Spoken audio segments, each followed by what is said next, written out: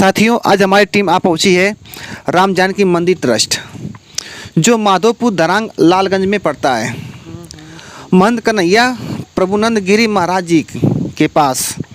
ये देखिए, ये महाराज जी का ट्रस्ट है। ये छोटा सा मंदिर है, यह छोटा सा पोखरा है और यह ट्रस्ट का विद्यालय चलता है महाराज जी का। ये रास्ता है और यह फल फूल उगाया गया है, ये सब्जियां उगाई गई है, चन्ना उन्ना है।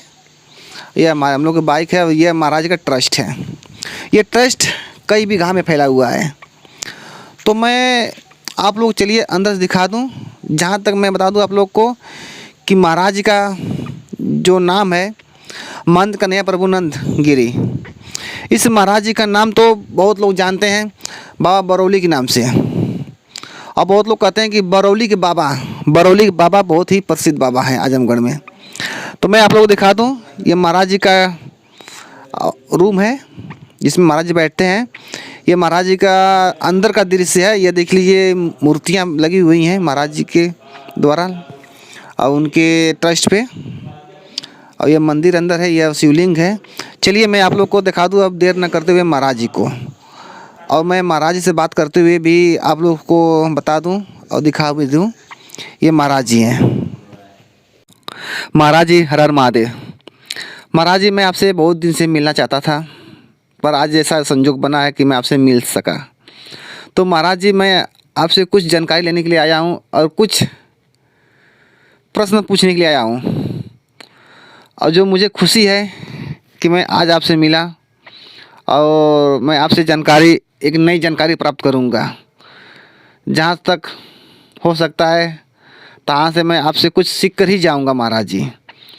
तो महाराज जी, ये बता दीजिए हमें, महाराज जी कुछ लोग ऐसे होते हैं कि जो जब चुनाव आता है तो पासी के नाम पर चुनाव जीत जाते हैं, फिर चुनाव जीतने के बाद फिर पासी को भूल जाते हैं लोग। ऐसा क्यों होता है? देखिए, अगर कोई मानना ना मानना चाहता है उसके पीछे तो जाने की जरूरत नहीं है जी। जो आपका है वो अपना रहेगा जी। देखिए, विचारधाराओं की लड़ाई है। कोई किसी की पार्टी से विधायक बन जाएगा तो उस पार्टी का विचारधाराओं के हिसाब से वो चलता है जी। और वह व्यक्ति समस्त समाज के वोटों को पाके चुनाव जीतता है जी। तो उसकी मजबूरी हो जाती है किसी एक पार्टी विशेष से जुड़ने के बाद उसका कहीं ना कहीं कंट्रोवर्सी ना हो जाए, इस कारण शायद वो बचता होगा, इसलिए अपनी जाति को उजागर नहीं करना चाहता है।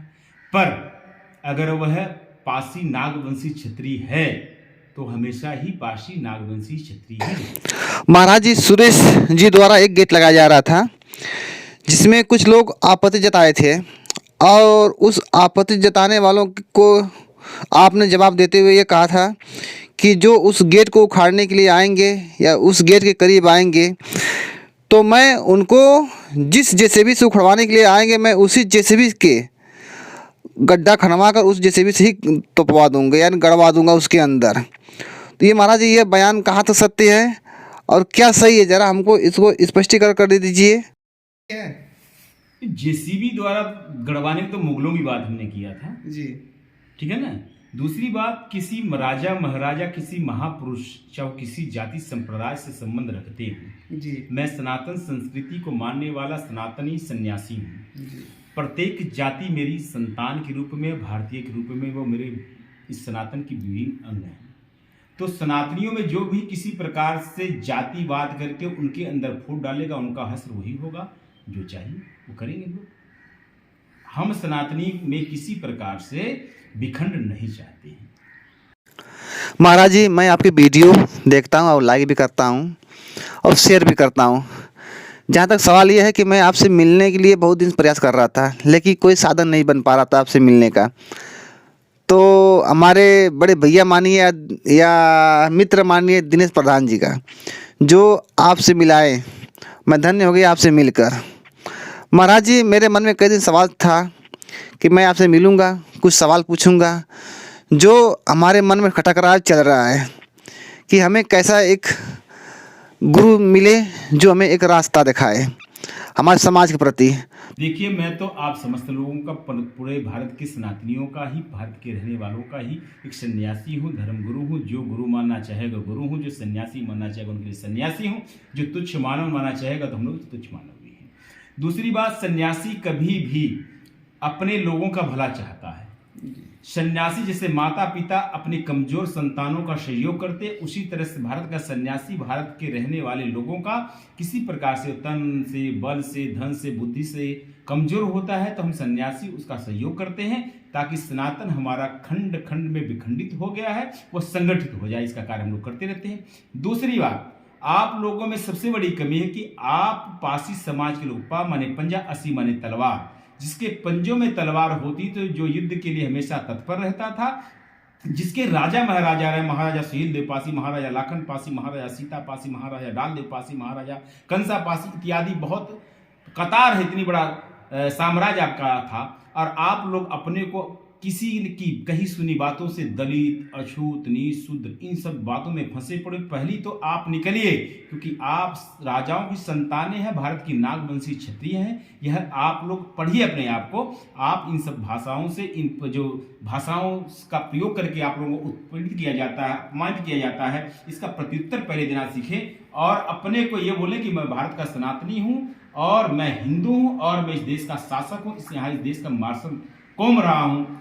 पहले तो ये कहिए ना आप लोग। महाराज जी, कुछ लोग ऐसे कहते हैं कि पासी एक दलित समुदाय से है, क्या यह सत्य है?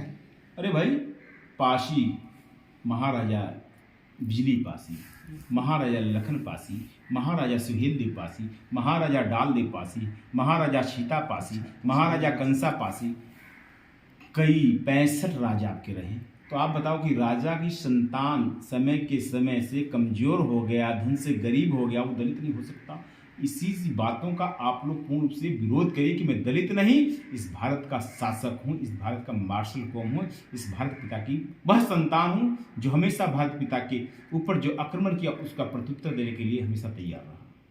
महाराज जी, एक बात और सुनने में आती है कि दो बिरादरी, यानी एक राजभर समुदाय का हो गया, एक पासी समुदाय का हो गया, ये आपस में हमेशा लड़ती झगड़ती रहती है। ये सभी नाग हैं, ये सभी नाग हैं। और नाग इस भारत में 95% हैं, चाहे भर हो, पासी हो, रावत हो, गुजर हो, जाट हो, यादव हो, मीणा हो, महार हो, कोयरी हो, कुशवाहा हो, चाहे वो कनौजिया हो, चाहे वो चंवर हुसैन वंश का जाटव हो, ये समस्त लोग, चाहे गोंड, भील, इस जितने भी लोग, हम सभी लोग नाग हैं और हमारे पूर्वज एक रहे हैं। आज विभिन्न विभिन्न प्रकार के जातियों में हम बट गए हैं, पर पूर्वज तो हमारा एक ही है ना, इसीलिए सभी लोग अपना पूर्वज कहते हैं। सभी लोग, हम सभी लोगों का पूर्वज एक ही है। महाराज जी, कहीं ना कहीं राजभर और पासियों में यह युद्ध होता है और बातों द्वारा यह युद्ध छिड़ता है, होता भी है। जगह जगह लोग कहते हैं कि महाराजा सुहेल देव पासी थे, महाराजा सुहेल देव राजभर थे, तो राजभर अलग हो गया, पासी अलग हो गया। आपके अनुसार तो दोनों जाति एक ही है।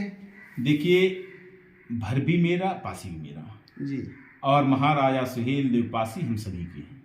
हर हर महादेव, जय भवानी।